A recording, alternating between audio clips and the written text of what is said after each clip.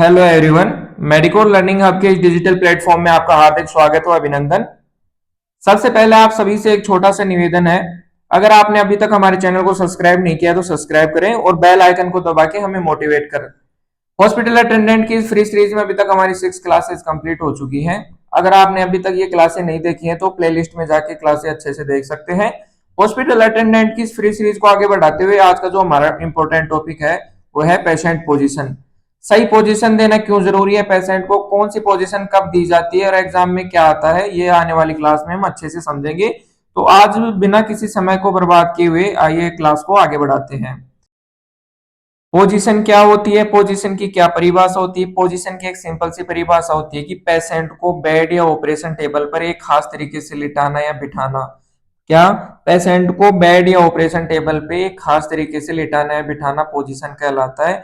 वो खास तरीका चाहे उसकी सुरक्षा के लिए प्रदान किया गया हो, उसको ट्रीटमेंट के लिए दिया गया हो, या फिर उसकी सर्जरी करते समय वो पोजीशन दी गई हो, तो उस पोजीशन को सिंपल सी परिभाषा में पेशेंट को बेड या ऑपरेशन टेबल पे खास तरीके से बिठाना या लिटाना पोजीशन कहलाता है। तो ये पोजीशन पेशेंट की सुरक्षा के लिए भी दी जा सकती है, उसके ट्रीटमेंट के लिए भी दी जा सकती है। अगर आप हॉस्पिटल अटेंडेंट या ओटी असिस्टेंट का एग्जाम दे रहे हो तो प्रीवियस ईयर में जो सीआरई एग्जाम हुए हैं उनमें यहाँ से काफी क्वेश्चन पुटअप किए गए, पूछे गए हैं। तो आपके लिए भी ये इंपॉर्टेंट टॉपिक है। तो इस टॉपिक में हमने जो जो पोजीशन टॉप 10 पोजीशन शामिल की हैं वो निम्न प्रकार से हैं। जो टॉप 10 पोजीशन है उनमें सबसे पहली जो पोजीशन है सुपाइन पोजीशन है। मैं आपको बता दूं कि ये पोजीशन की जो नेम मैंने यहाँ मेंशन की है, बाकी मैंने डिटेल्स में सभी पोजीशन को आगे ऐड कर रखा है अच्छे से। उस आगे आने वाली जो क्लास है उसमें एक एक पोजीशन को अच्छे से डिस्क्राइब किया जाएगा, अच्छे से समझाया जाएगा। तो इस क्लास में अंत तक जुड़े रहें। तो आज का जो टॉप 10 पोजीशन है उसमें सबसे पहली पोजीशन हमारी सुपाइन पोजीशन, जिसमें पेशेंट सीधा पीठ के बल लेटा हुआ होता है। सेकंड जो पोजीशन है प्रोन पोजीशन, इसमें पेशेंट पेट के बल लेटा हुआ होता है, साधारण सी भाषा में कहें तो उल्टा लेटा हुआ होता है। जो थर्ड पोजीशन है उसको लेटरल पोजीशन कहते हैं। थर्ड पोजीशन को लेटरल पोजीशन कहते हैं। इसमें पेशेंट एक तरफ करवट लेके, ये पेशेंट है, ये एक तरफ करवट लेके लेटा हुआ रहता है। और अगर ये पेशेंट राइट राइट साइड में करवट रहता है तो उसे राइट लेटरल पोजीशन कहते हैं। अगर लेफ्ट साइड में रहता है तो उसे लेफ्ट लेटरल पोजीशन कहते हैं। जो हमारी फोर्थ पोजीशन वह है Fowler position. Fowler position basically hospital में पेशेंट को ब्रीथिंग, अगर एब्डोमेन की कोई प्रॉब्लम हो रही है, जैसे खट्टी डकारें आना, अगर ऐसा कोई प्रॉब्लम हो रही है, सांस लेने में दिक्कत हो रही है, या पेशेंट अनकॉन्शियस है तो उसको एयरवे को ब्लॉक होने के चांसेस है, तो उस समय पेशेंट को फाउलर पोजीशन दी जाती है। यह भी कई प्रकार की 2 से 3 प्रकार की होती है, जैसे Fowler position, semi Fowler position और हाई फाउलर पोजीशन। तो ये जिस एंगल में होती है उसके अकॉर्डिंग, एंगल के अकॉर्डिंग इसको अलग अलग टाइप्स में बांटा गया है। तो अभी तक हमारी 5 पोजीशन हो गई हैं। सबसे पहले कौन सी थी? सुपाइन पोजीशन, फिर प्रोन पोजीशन, फिर थर्ड नंबर पे लेटरल पोजीशन, फाउलर पोजीशन और सेमी फाउलर पोजीशन। जो हमारी 6th पोजीशन है वो है टेंडनबर्ग पोजीशन। इसमें पेशेंट का जो सर होता है वो नीचे की तरफ वो झुका हुआ होता है, और जो पेशेंट के पैर होते हैं वो थोड़े ऊपर उठे हुए होते हैं। और अगर इसका उल्टा करें, अगर पेशेंट का सिर ऊपर की तरफ हो और जो पेशेंट का जो पैर है वो नीचे की तरफ हो तो उसे रिवर्स टेंडनबर्ग कहते हैं। तो ये हमारी 7th पोजीशन हो गई, ये हमारी 6th पोजीशन हो गई। जो हमारी 8 नंबर की पोजीशन है वो है लिथोटोमी। इसमें पेशेंट होता है लिथोटोमी पोजीशन में, पेशेंट ऐसे ऊपर पैरों को करके और एक पोजीशन ले लिए होता है। ये बेसिकली जैसे आपने देखा होगा हॉस्पिटल में डिलीवरी करते समय, अगर कोई पेरिनेल की सर्जरी करते समय पेशेंट को बेसिकली दी जाती है। मैं आने वाली क्लास में आगे एक एक पोजीशन को अच्छे से डायग्राम के साथ में समझाऊंगा, तो क्लास को मिस मत करना, लास्ट तक जुड़े रहना। जो हमारी जो 9th नंबर की पोजीशन है वो सिम्स पोजीशन है, और जो हमारी जो 10th नंबर की पोजीशन है वो नी चेस्ट पोजीशन है। तो अब एक एक पोजीशन को अच्छे से डिटेल में पढ़ते हैं और डायग्राम के साथ समझते हैं कि कौन सी पोजीशन किस तरीके की होती है। तो इस सीरीज में हमारी फर्स्ट पोजीशन है वो है सुपाइन पोजीशन।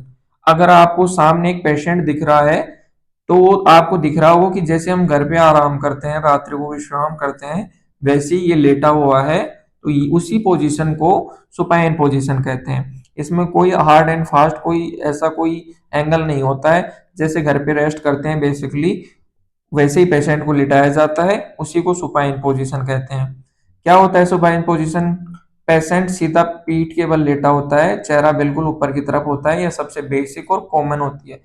हॉस्पिटल में सबसे ज्यादा दी जाने वाली पोजीशन और जिसमें पेशेंट रहता है वो सुपाइन पोजीशन ही होता है, सबसे कंफर्टेबल पोजीशन होती है। कहाँ यूज करते हैं इसको? जनरल एग्जामिनेशन करते समय डॉक्टर आया तो आप सुपाइन पोजीशन में मिलोगे, तभी पूछेगा आज कैसे हो आप, कहाँ दर्द हो रहा है। जो जनरल एग्जामिनेशन करते हैं, आपने कोई कंप्लेन की, आपकी कोई सर्जरी हो रही है या किसी भी तरीके का आपका दर्द हो रहा है, तो जिस पोजीशन में रहते हो जनरल एग्जामिनेशन के लिए और असेसमेंट के लिए भी इस पोजीशन का यूज किया जाता है। फिर सर्जरी के बाद बेसिक रेस्ट के लिए भी इसका यूज किया जाता है। अगर आपकी कोई ड्रिप या कोई बीपी का मेजरमेंट का चल रहा है कोई प्रोसीजर, तो उसमें भी यूज में लाई जाती है पोजीशन। अगर पेशेंट बेहोश एंड कॉन्शियस है तो उसको भी सुपाइन पोजीशन दिया जाता है। जो हमारी सेकंड पोजीशन है वो है हमारी प्रोन पोजीशन। जो प्रोन पोजीशन है वो सुपाइन की बिल्कुल विपरीत होती है। इसमें आपको पेशेंट दिख रहा होगा कि उसमें सीधा लेटा हुआ था और इसमें सर के बल पेट के बल पेशेंट उल्टा लेटा हुआ होता है। इसको प्रोन पोजीशन कहते हैं। ये हमारी इंपॉर्टेंट सेकंड नंबर की पोजीशन है। क्या क्या होती है प्रोन पोजीशन? क्या डेफिनेशन है? पेशेंट अपने पेट के बल लेटा रहता है, आपको दिख रहा है ये पेट के बल उल्टा लेटा हुआ है। पेशेंट पेट के बल लेटा होता है, चेहरा बिल्कुल नीचे की तरफ, सुपाइन का सीधा उल्टा। मैंने बताया ये सुपाइन पोजीशन का बिल्कुल अपोजिट होती है। इसमें पेशेंट उल्टा लेटा हुआ होता है, पेट और चेहरा बिल्कुल नीचे की तरफ होता है। कब यूज में लाई जाती है? अगर आपकी जैसे यहाँ अगर आपकी बैक साइड में कोई सर्जरी हो रही है तो उसमें प्रोन पोजीशन देते हैं। फिर स्पाइनल एनेस्थीसिया, अगर स्पाइनल आपके स्पाइन में अगर कोई एनेस्थीसिया सुन का इंजेक्शन लगाया जाता है, एनेस्थीसिया दिया जाता है, तो भी आपको प्रोन पोजीशन दी जाती है। अगर आपने देखा होगा, अगर आप उस टाइम ट्रेनिंग में थे या उस टाइम में आपने कोविड में देखा होगा, तो डॉक्टर सजेस्ट करते थे ब्रीथिंग को इम्प्रूव करने के लिए। अगर पेशेंट को सांस लेने में दिक्कत हो रही थी, तब भी कोविड-19 के समय पेशेंट को प्रोन पोजीशन दी जाती थी। और प्रोन पोजीशन कब दी जाती है? अल्सर से बचाने के लिए। अगर ये जैसे पेशेंट है, कोई भी पेशेंट है XYZ, ठीक है, अगर ये पेशेंट ये सीधा सुपाइन लेटा हुआ है, अगर ये अनकॉन्शियस है, अगर ये किसी भी एक्सीडेंट या कोमा में है, अगर ये इसी पोजीशन में रहेगा, तो अगर इसके नीचे एरिया 2-4 या इससे भी ज्यादा घंटे तक अगर ये पेशेंट नीचे एक ही पोजीशन में रहता है, तो उसको उसको अल्सर होने के चांसेस, घाव होने के चांसेस, छाले होने के चांसेस रहते हैं। तो इसको इम्प्रूव करने के लिए पेशेंट को बार बार पोजीशन बदली जाती है अनकॉन्शियस पेशेंट की, और उसको अल्सर से बचाया जा सकता है, घाव से बचाया जा सकता है। तो उसमें भी प्रोन पोजीशन का यूज किया जा सकता है। सबसे पहले तो आपको ये पता करना है कि पोजीशन किस टाइप से होती है। सुपाइन पोजीशन आपको इमेज देखते ही ध्यान में आ जाना चाहिए कि सुपाइन पोजीशन कैसी होती है, प्रोन पोजीशन कैसी होती है। और जो सेकंड क्वेश्चन बनता है वो बनता है कि ये कब यूज में लाई जाती है। जो हमारी जो थर्ड इंपॉर्टेंट पोजीशन वो लेटरल पोजीशन है। अरे सिंपल सा आपको दिख रहा है कि भाई ये एक साइड में करवट लेके पेशेंट लेटा हुआ होता है, उसी को अगर करवट लेके पेशेंट लेटा हुआ है तो उसको लेटरल पोजीशन कहते हैं। अब ये राइट की साइड में लेटा हुआ है करवट लेके, तो उसको राइट लेटरल बोल रहे हैं। अगर लेफ्ट साइड में करवट लेके सोता है तो उसको लेफ्ट लेटरल पोजीशन कहते हैं। करवट लेके अगर कोई पेशेंट सोता है तो उसको लेटरल पोजीशन कहते हैं। और अगर राइट की साइड में पेशेंट करवट लेता है तो राइट लेटरल, और लेफ्ट की साइड में करवट लेता है तो लेफ्ट लेटरल पोजीशन कहते हैं। पेशेंट अपनी एक साइड में करवट लेके लेटा हुआ रहता है, वो चाहे करवट लेफ्ट हो चाहे राइट हो। अगर राइट होती तो राइट लेटरल और लेफ्ट होती तो लेफ्ट लेटरल कहते हैं। कहाँ यूज होता है? Unconscious patient, recovery position post anaesthesia. अगर आपको सुन किया है, और अगर आपको रिकवरी पोजीशन में इसलिए दिया जाता है जब तक आपको होश नहीं आता या आपका प्रॉपर उसका असर कम नहीं होता, तब तक आपको ये पोजीशन दी जाती है। एक तो अनकॉन्शियस पेशेंट को दी जाती है, एक रिकवरी के लिए दी जाती है, और एक प्रेशर सोर्स से बचाने के लिए। मैंने बताया कि ये हर पोजीशन में आ सकता है। अनकॉन्शियस पेशेंट है, अगर वो एक ही पोजीशन में रहता है तो उसके छाले या घाव होने के अल्सर होने के चांसेस बढ़ जाते हैं, प्रेशर सोर होने के चांसेस बढ़ जाते हैं। तो उससे बचाने के लिए 1 से 2 घंटे में पेशेंट को बार बार पोजीशन चेंज कराई जाती है। और एनिमा देते देते समय भी इस पोजीशन का यूज में लाया जाता है। तो लेटरल पोजीशन क्या है, इसमें पेशेंट एक तरफ करवट लेके सोया रहता है, अगर राइट में लेता है तो राइट लेटरल और लेफ्ट में लेता है तो लेफ्ट लेटरल पोजीशन कहलाती है। जो हमारी 4th नंबर की पोजीशन है, कौन सी है? 4th नंबर की हमारी पोजीशन है फाउलर पोजीशन। फाउलर पोजीशन में आपको दिख रहा हुआ कि पेशेंट है वो एक एंगल के अकॉर्डिंग बेड को उसको सेट किया हुआ है, और उससे उसको एक रिलीफ दिलाया जा रहा है, चाहे उसके ब्रीथिंग प्रॉब्लम हो रही है या उसका कोई प्रोसीजर किया जा रहा हो। तो फाउलर पोजीशन में एक निश्चित एंगल में पेशेंट को बिठाया जाता है। वो एंगल 60 डिग्री से लेके 45 डिग्री से लेके 90 डिग्री तक होता है। अगर अगर 45 से 60 है तो ये फाउलर है, इससे 45 से कम है तो सेमी फाउलर है, और अगर 95 से ऊपर है, 95 है बिल्कुल ऐसे, अगर ये ऐसे है बिल्कुल ये एंगल 90 डिग्री का बन रहा है, तो ये है high Fowler position.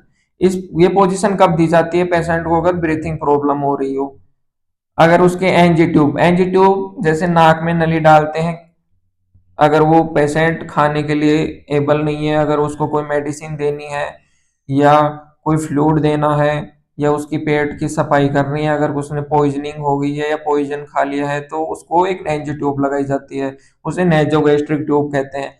Post surgery abdomen patient, अगर पेट की सर्जरी हुई तो भी ये पोस्ट पोजीशन देते हैं। कार्डियक पेशेंट को भी अगर हार्ट पे लोड कम पड़े इसलिए ये पोजीशन देते हैं, इसे फाउलर पोजीशन कहते हैं। फाउलर पोजीशन में पेशेंट को एक निश्चित एंगल पे उसको बिठाया जाता है, अगर 90 डिग्री पे बिठाया जाता है तो उसे हाई फाउलर बोलते हैं, और उससे कम पे बिठाया जाता है 45 से 60 पे तो उसको स्टैंडर्ड फाउलर पोजीशन कहते हैं, और उससे कम में उसको सेमी फाउलर पोजीशन कहते हैं। जो नेक्स्ट हमारा जो पोजीशन है वो सेमी फाउलर पोजीशन है, इंपॉर्टेंट। आपको फाउलर पोजीशन तो पता चल गई। अब इसमें एंगल कितना होता है? इसमें एंगल होता है 30 से 45 डिग्री का। कितना होता है? 30 से 45 डिग्री का। अगर ये पेशेंट का बेड है और ये पेशेंट है, अगर पेशेंट को 45 डिग्री की 30 से 45 डिग्री के एंगल पे अगर उसका सर उठाया हुआ है, उसको बिठाया हुआ है, तो सेमी फाउलर पोजीशन कहलाती है। पोस्ट ऑपरेटिव पेशेंट में ये दी जाती है, अगर एब्डोमेन की सर्जरी हो तो भी ये दी जाती है, हर्निया में दी जाती है। अगर एसिड रिफ्लेक्स पेशेंट, अगर जैसे आपको खट्टी डकारें आ रही हैं, ठीक है, खट्टी डकारें आ रही हैं, रिफ्लेक्सेस आ रहे हैं आपको, अगर आपको एनजी ट्यूब से फीडिंग दी जा रही है, एनजी ट्यूब फीडिंग मतलब आपको नाक की नली से कोई खाना या दवाई या फीडिंग करवाई जा रही है, तो तब भी ये पोजीशन देते हैं। और जनरल कंफर्ट, अगर पेशेंट को ब्रीथिंग प्रॉब्लम हो रही है और सांस का पेशेंट है, सांस लेने में दिक्कत हो रही है, तो पेशेंट को थोड़ा सा ऊपर उठा देते हैं एक एंगल पे 30 से 45 डिग्री पे, तो सेमी फाउलर पोजीशन बन जाती है। उसमें पेशेंट को अच्छा खासा रिलीफ मिलता है और पेशेंट को अच्छा लगता है। जो नेक्स्ट हमारी पोजीशन है वो 6th नंबर पे, वो है टेंडनबर्ग पोजीशन। सामने पेशेंट दिख रहा है आपको टेंडनबर्ग पोजीशन में, ये पेशेंट है, ठीक है। अभी पेशेंट में क्या लग रहा है आपको, क्या दिख रहा है इस पोजीशन में? दिख रहा है सर हमको कि सर इसके पैर हैं वो तो ऊपर की साइड में, और हेड है लोअर देन फिट, मतलब जो पैर है उससे नीचे इनका सिर है, तो इस पोजीशन को कहते हैं टेंडनबर्ग पोजीशन। इसमें पेशेंट सीधा रहता है, लेकिन 15 से 30 डिग्री टिल्ट होता है, मतलब जो ये एंगल है, जो ये एंगल है जो 15 से 30 डिग्री नीचे रहता है सिर पेशेंट का, तो उसे टेंडनबर्ग पोजीशन कहते हैं। इसमें पेशेंट के पैर थोड़े ऊपर होते हैं और हेड जो पैर से नीचे रहते हैं, तो इस पोजीशन को कौन से पोजीशन कहते हैं? इसको टेंडनबर्ग पोजीशन कहते हैं। कब देते हैं? हाइपोवोल्यूमिक शॉक। हाइपोवोल्यूमिक शॉक कब होता है? जब बॉडी में वो जो फ्लूइड की कमी हो जाती है, या जैसे ब्लड लॉस हो जाता है या फ्लूइड की कमी हो जाती है, तो उसमें पेशेंट शॉक में चला जाता है, उसको हाइपोवोल्यूमिक शॉक कहते हैं। इसमें बीपी कम होने पे भी ये पोजीशन दी जाती है, अगर आपको चक्कर आ रहे हैं तो भी ये पोजीशन दी जाती है। ब्लड फ्लो ब्रेन की तरफ, जैसे ये ब्रेन है, अगर इधर आपको ब्रेन को ब्लड फ्लो कम मिलेगा तो इंजरी होने के चांसेस रहते हैं ब्रेन में, और आपको चक्कर सा महसूस होगा और कमजोरी सी महसूस होगी। तो यहाँ ब्लड फ्लो बढ़ाने के लिए पैर को थोड़ा ऊपर उठा दिया जाता है और सर को थोड़ा नीचे कर दिया जाता है, जिससे ब्लड फ्लो नीचे की तरफ हो जाता है और सर की तरफ आ जाता है, जिससे पेशेंट को रिलीफ मिलता है और चक्कर और ब्रेन इंजरी होने से रिलीफ मिलता है। फिर पेल्विक सर्जरी में भी इसका यूज में लाया जाता है और लोअर बॉडी सर्जरी में भी इसको यूज में लाया जाता है। जो सेवंथ नंबर की हमारी जो पोजीशन है वो रिवर्स टेंडरबर्ग। इसमें क्या था, पेशेंट का सिर नीचे था और पैर ऊपर थे। इसमें क्या है, सिर ऊपर की तरफ है, सिर ऊपर की तरफ है और पैर नीचे की तरफ है। तो यह क्या थी, टेंडनबर्ग, और यह रिवर्स टेंडनबर्ग। इसमें क्या हो गया, टेंडनबर्ग का उल्टा हो गया, इसमें सर ऊपर हो गया और पैर नीचे हो गए। क्या होता है इसमें, टेंडरबर्ग का ही उल्टा होती है पोजीशन, सिर सीधे ऊपर की ओर होता है, पैर नीचे की ओर होते हैं। 15 से 30 डिग्री तक का टिल्ट होता है। ये जो ये एंगल होता है ये 15 से 30 डिग्री का होता है, जिसमें पेशेंट का सिर ऊपर होता है और पैर नीचे होते हैं। कब दी जाती है, जीआरडी रिफ्लेक्सेस। अगर पेशेंट ऐसे लेटा रहेगा नीचे की तरफ, अगर इधर सिर है और ऐसे लेटा हुआ है, तो अगर कुछ खाया होगा या कोई फ्लूइड होगा तो पेट से खट्टी डकारें आने के चांसेस रहते हैं। अगर इसको ऊपर से थोड़ा नीचे कर दें, इसका सर थोड़ा उठा दें और पैर नीचे कर दें, तो ये फ्लूइड है, तो खट्टी डकारें आने का और रिफ्लेक्सेस आने का चांसेस कम हो जाता है। तो इसको इसको कम करने के लिए भी पेशेंट को ये पोजीशन दी जाती है, रिवर्स टेंडनबर्ग। और हेड और नेक सर्जरी में अगर पेशेंट की हेड, सर की कोई सर्जरी चल रही है तो भी ये पोजीशन दी जाती है। अगर ये नेक की कोई सर्जरी चल रही है तो भी ये पोजीशन दी जाती है। फीडिंग ट्यूब वाले पेशेंट को मैंने बताया कि अगर कोई फीडिंग करवा रही है पेशेंट को, ये ट्यूब डली हुई है, एनजी ट्यूब डली हुई है, तो उस पेशेंट को भी रिवर्स टेंडनबर्ग पोजीशन दी जाती है। अपर बॉडी ब्लीडिंग कंट्रोल, अगर जैसे यहाँ पे अपर बॉडी में इस वाले एरिया में अगर कोई इंजरी हुई है और उसकी ब्लीडिंग रुक नहीं रही है, ब्लीडिंग रुक नहीं रही है, तो अगर ऐसे नीचे की तरफ रखेंगे ऐसे, तो ब्लीडिंग होने के, वो प्रेशर ब्लड फ्लो इधर होने के चांसेस रहते हैं, जिससे ब्लीडिंग को कंट्रोल करने में प्रॉब्लम होती है। अगर इसको ऐसे कर दें, अगर इससे ऊपर वाले एरिया में, इस वाले एरिया में इंजरी है और इसको रिवर्स टेंडनबर्ग दे देंगे तो सर ऊपर हो जाएगा और ऊपर वाले भाग का जो ब्लड फ्लो है पैरों की तरफ बढ़ जाएगा, जिससे ब्लीडिंग रुकने के चांसेस ज्यादा बढ़ जाते हैं। तो हमारी जो नेक्स्ट पोजीशन है वो लिथोटोमी पोजीशन है। आपको पेशेंट दिख रहा है ये लिथोटोमी पोजीशन में है, ये पेशेंट का बेड है और इसको लिथोटोमी पोजीशन देने के लिए यहाँ पर एक स्टैंड लगा हुआ है जिसपे पैर रखते हैं। जो ये पोजीशन दिख रही है आपको, ये इसको लिथोटोमी पोजीशन कहते हैं। इसमें पेशेंट पीठ के बल लेटा है और दोनों पैर ऊपर उठा के स्ट्रिप सपोर्ट में रखते हैं, ये स्ट्रिप है और सपोर्ट में रखते हैं ये ऊपर पैर उठा के। और पैर है ये बिल्कुल ऐसे टच नहीं होते हैं, पैर खुले हुए होते हैं। तो इसमें ये कब यूज में लाई जाती है, ये डायग्राम देख लो, लिथोटोमी पोजीशन कहते हैं इस पोजीशन को। जब डिलीवरी, नॉर्मल डिलीवरी, अगर किसी भी पेशेंट, किसी भी वुमेन की डिलीवरी करा रहे हैं, सीजेरियन सेक्शन नहीं करा रहे हैं, नॉर्मल डिलीवरी करा रहे हैं, तो इस पोजीशन में उसको पोजीशन दी जाती है और ये पोजीशन कहलाती है लिथोटोमी पोजीशन। और गायनोकल एग्जामिनेशन, अगर आपको पेशेंट आए हैं और उसको गायनिक या उसकी डिलीवरी होने वाली है, प्री डिलीवरी सीजन चल रहा है, उसका ट्राइमेस्टर चल रहा है, वो दिखाने आई है, तो उसका एग्जामिनेशन अगर डॉक्टर करेगा तो भी ये पोजीशन जनरली दी जा रही थी। यूरिनरी कैथेटर, अगर फीमेल को कैथेटर लगा रहे हैं तो भी बेसिकली ये पोजीशन दी जाती है, जिससे कैथेटर डालने में नर्सिंग स्टाफ को या डॉक्टर को प्रॉब्लम क्रिएट नहीं होती और उनको आसानी होती है, इस पोजीशन में अच्छे से प्रॉपर कैथेटर डाला जा सकता है। ब्लेडर और रेक्टल सर्जरी, अगर ब्लेडर और या रेक्टल की यहाँ पेरिनेल एरिया की कोई सर्जरी है तो इस सर्जरी के लिए भी लिथोटोमी पोजीशन दी जाती है। जो 9th नंबर की हमारी जो पोजीशन है वो सिम्स पोजीशन है। सिम्स पोजीशन में आपको दिख रहा है पेशेंट उल्टा ही लेटा हुआ है, पर एक जो ये एक पैर है उसके जो ये नी है, ये घुटने को ये टिल्ट कर रखा है, ये फोल्ड कर रखा है। तो ये पोजीशन, जो पोजीशन इसमें पेशेंट उल्टा लेटा रहता है, पर इसमें जो ये नी है, एक घुटना है, इसको मोड़ के रखता है, तो इस पोजीशन को सिम्स पोजीशन कहते हैं। ये पोजीशन कब यूज ली जाती है, इस पोजीशन को आधा प्रोन पोजीशन भी कहते हैं। अगर ये पैर सीधा होता और उल्टा लेटा होता तो ये प्रोन पोजीशन हो जाती, पर इसको हाफ प्रोन पोजीशन कहते हैं। पेशेंट बाई करवट पे होता है, ये बाई तरफ करवट ले रखी है, एक घुटना, ये घुटना आगे की तरफ मोड़ा हुआ होता है, सीधा प्रोन नहीं, मतलब बिल्कुल सीधा नहीं होता, एक तरफ घुटना मोड़ा होता है, तो इस पोजीशन को सिम्स पोजीशन कहते हैं। तो सिम्स पोजीशन कहाँ कहाँ यूज लेती है, अगर पेशेंट को एनिमा देते समय, पेशेंट को अगर कॉन्स्टिपेशन हो रहा है, अगर पेशेंट को कई दिनों से कब्ज हो रही है, तो उसके लिए उसके रिलीफ लेके एनिमा दिया जाता है। तो एनिमा देने के लिए इस पोजीशन का यूज लिया जाता है। नेक्स्ट, रेक्टल एग्जामिनेशन, अगर आपको रेक्टल का या पेंडल इस एरिया का एग्जामिनेशन करना है डॉक्टर को, तो उसके लिए भी ये पोजीशन दी जाती है। अनकॉन्शियस पेशेंट की केयर करने के लिए, अगर कुछ करना है उसको, पेशेंट की साफ सफाई करनी है, हाइजीन मेंटेन करने हैं, पेशेंट को होश नहीं है, अनकॉन्शियस है, तो भी ये पोजीशन दी जाती है। और वेजाइनल एग्जामिनेशन के लिए, अगर पेशेंट या जनरल पेशेंट है या कोई प्रेग्नेंट वुमेन है, उसकी वेजाइनल एग्जामिनेशन के लिए भी इस पोजीशन का यूज किया जाता है। जो लास्ट और हमारी जो 10th इंपॉर्टेंट पोजीशन है वो नी चेस्ट पोजीशन है। इसमें पेशेंट दिख रहा है आपको, नी और चेस्ट को सपोर्ट देते हुए एक पोजीशन ले रखा है, तो इस पोजीशन को बोलते हैं नी चेस्ट पोजीशन। क्या है नी चेस्ट पोजीशन? पेशेंट घुटने और सीने के बल होता है। तो मैंने बताया चेस्ट और घुटने के बल पेशेंट होता है, हिप ऊपर की तरफ और चेहरा और सीना नीचे की तरफ मुड़ा हुआ होता है। हिप ऊपर की तरफ और चेहरा है और जो फेस है वो नीचे की तरफ मुड़ा हुआ होता है, और पेशेंट नी और चेस्ट का सपोर्ट लिया होता है। तो इस पोजीशन को बोलते हैं नी चेस्ट पोजीशन। कब यूज में लाई जाती है? प्रोक्टोस्कोपी करते समय। प्रोक्टोस्कोपी करते समय जो अपने इंटरनल ये जो इंटेस्टाइन होते हैं, आते होती हैं, इनकी जांच कुछ जिससे जिस जांच को वो प्रोक्टोस्कोपी बोलते हैं। अगर प्रोक्टोस्कोपी करते हैं तो उस पोजीशन को, जिस पोजीशन में करते हैं उसको नी चेस्ट पोजीशन कहते हैं।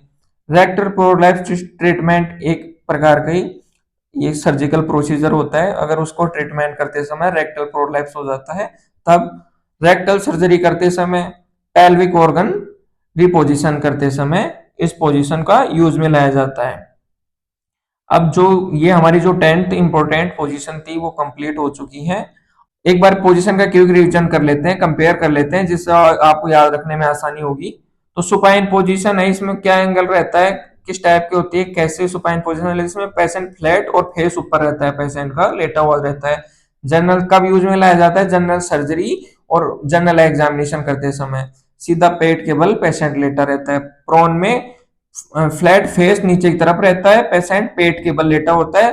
पीछे की, बैक की, पीठ की कोई सर्जरी होती है, और ब्रीथिंग को इम्प्रूव करने के लिए, सांस को इम्प्रूव करने के लिए, सांस अच्छे से आ सके, कोविड में भी ये पोजीशन दी जाती है। इसमें पेशेंट पेट के बल लेटा रहता है। लेटरल पोजीशन क्या है? पेशेंट साइड लाइनिंग एक तरफ करवट लेके सोया रहता है। ये अनकॉन्शियस पेशेंट को दी जाती है। अगर एनिमा लगा रहे हो, कब्जी हो रही है, तो उसको कॉन्स्टिपेशन हो रहा है, एनिमा लगा रहे हो, तो भी ये पोजीशन दी जाती है। इसमें एक साइड में पेशेंट लेटा रहता है, अगर लेफ्ट में लेटा रहता है तो लेफ्ट लेटरल, और राइट में लेटा रहता है तो right lateral position. Fowler position में पेशेंट 40 से 60 डिग्री पे एक पेशेंट को सर को उठाया जाता है, उसको बिठाया जाता है। अगर उसको ब्रीथ किस में दी जाती है? अगर उसको ब्रीथिंग प्रॉब्लम हो रही है तो ब्रीथिंग को इंप्रूव करने के लिए, सांस अच्छे से आ सके, उसको आराम मिल सके, तो ये फाउलर पोजीशन दी जाती है। ये कौन?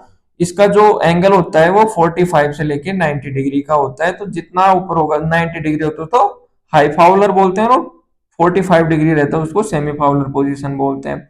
टेंडरबर्ग पोजीशन में क्या है? सिर नीचे रहता है, 15 से 30 डिग्री सर नीचे की तरफ रहता है, और पैर, पेशेंट के पैर ऊपर की तरफ होते हैं। और जो पेशेंट, किसको में, कौन से पेशेंट में इसका यूज किया जाता है? जो पेशेंट शोक, मतलब बेहोश हो गया एकदम से, उसको चक्कर आ गई, बेहोश हो गया, शोक के पेशेंट को, पेशेंट की बीपी लो है, इसमें सर नीचे की तरफ रहता है। रिवर्स टेंडरबर्ग में क्या होता है? इसमें सर नीचे था, इसमें सर ऊपर रहता है और पैर नीचे की तरफ रहते हैं। और ये जीआरडी रिफ्लेक्स, इसमें क्या होता है? अगर आपको खट्टी डकारें हो रही है, खाया पिया वापस डकारों के माध्यम से या वापस रिफ्लेक्सेस के माध्यम से आपको परेशान कर रहा है, तो उसको रिलीफ लेने के लिए भी रिवर्स टेंडरबर्ग पोजीशन दी जाती है। और अगर आपके सर की सर्जरी, हेड की सर्जरी चल रही है, तो भी ये पोजीशन दी जाती है। इसमें क्या होता है? इसमें टेंडरबर्ग पोजीशन का जस्ट उल्टा होता है। लिथोटोमी पोजीशन में क्या है? पैर ऊपर की तरफ खुले होते हैं। मैंने नहीं बताया, पेशेंट होता है ये ऊपर की तरफ पैर ऐसे खुले हुए होते हैं डिलीवरी करते समय। और पेशेंट को जो भी एक वुमेन के गायनिक एग्जामिनेशन होते हैं डॉक्टर के द्वारा, उनको करने के लिए लिथोटोमी पोजीशन का यूज में लाया जाता है। तो ये लेबर के टाइम पे पेशेंट के बच्चे की डिलीवरी के समय जनरली दी जाती है। सिम्स पोजीशन कब दी जाती है? सिम्स पोजीशन क्या होता है? एक प्रोन पोजीशन होती है, एक पेशेंट उल्टा लेटा हुआ रहता है, पर उसका जो घुटना है वो थोड़ा मुड़ा हुआ होता है। और यह कब दी जाती है? एनीमा के समय, रेक्टल एग्जामिनेशन के समय दी जाती है। सेमी प्रोन पोजीशन कहलाती है। नी चेस्ट पोजीशन, इसमें पेशेंट नी जो अपने घुटने हैं उसके और चेस्ट के बल नीचे की तरफ ले ऐसे पोजीशन लिए हुआ होता है, जिसमें उसका पेशेंट के घुटने और चेस्ट फ्लोर पे टच होते हैं, तो इस पोजीशन को नी चेस्ट पोजीशन कहते हैं। ये प्रोक्टोस्कोपी मतलब अपने रेक्टम का एग्जामिनेशन और अपने हाथों का एग्जामिनेशन करने के लिए और प्रोलैप्स को ट्रीटमेंट करने के लिए पोजीशन दी जाती है। इसमें कमर और अपने हिप्स होते हैं वो ऊपर की साइड होते हैं।